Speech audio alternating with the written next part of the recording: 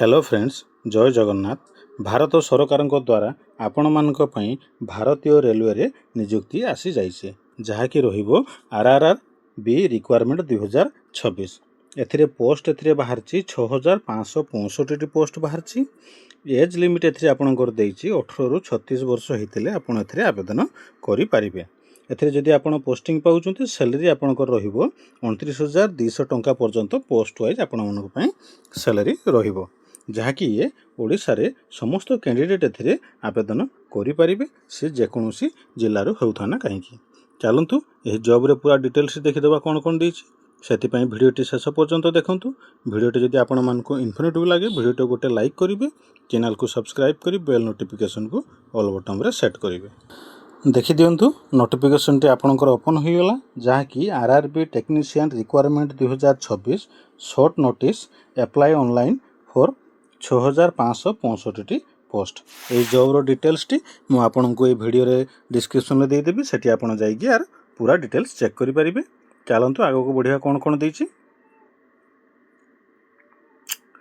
Post name ने आपनकर देखि दियंतु कोन देइछि ना आपनकर technician grade 1 signal technician grade 3। Name of the post रहिछि आपनकर, नंबर ऑफ द पोस्ट रहिछि आपनकर 6565 पोस्ट। जॉब टाइप रहिबो आपनकर रेलवे जॉब, जहाँकि ये सेंट्रल गवर्नमेंट जॉब रहिबो। प्ले लेवल 7th सीपीसी पर्यंत आपनकर टेक्निकल ग्रेड 1 सिग्नल लेवल 5 आउ टेक्नीशियन ग्रेड 3 रे लेवल 2 पर्यंत रहिबो। इंटियल पे आपनकर रहिबो देखि नियंतु। टेक्नीशियन ग्रेड 1 सिग्नल ले आपनकर रहिबो 29,200 टंका। टेक्नीशियन ग्रेड 3 रे आपनकर रहिबो 19,900 टंका सैलरी रहिबो। मेडिकल स्टैंडर्ड आपनकर देइछि as per CBN B1 and other standard as notified. Age limit आपनकर देइछि 18 रु 36 वर्ष ग्रेड 1 सिग्नल ले, 18 रु 33 वर्ष ग्रेड 2 आपनकर टेक रे आपण एज हेतिले एथरे एप्लीकेशन अप्लाई करि पारिबे। ओपनिंग डेट ऑफ एप्लीकेशन आपनकर रहिछि 30/6/2024, जहाँकि ये जॉब टी आपनकर जल्दी आसीबार अछि। क्लोजिंग डेट टी भी आपण देखि दियंतु कोन देइछि ना आपनकर closing date for submission of application रहिछि 29/7/2026। शॉर्ट नोटिस जहाँ द्वारा जारी हिछि आपनकर RRB technician indicative notice CN 2/2026। Official website टी भी आपनकर एठी देइ दिछि, देखि दियंतु। आपण एठी के भी जाई कि चेक करि परिबे।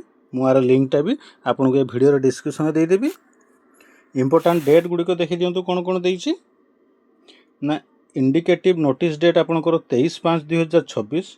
Opening date of online application रहिछि आपनकर 30/6/2026। Closing date for submission of application रहिछि आपनकर 29/7/2026। सीबीटी एग्जाम शेड्यूल रहिछि आपनकर 6-9-10-13 March 2026 as per received CBT schedule for CN 2/2025। Post details गुडी को आपण एठी देखि नेबे कोन कोन देइछि देखि दियंतु, जहाँकि आपनकर टेक्नीशियन ग्रेड 1 सिग्नल ले 323 टी पोस्ट बाहरछि। टेक्नीशियन ग्रेड 3 रे आपनकर 6,242 टी पोस्ट। टोटल वैकेंसी आपनकर रहला 6,565 टी।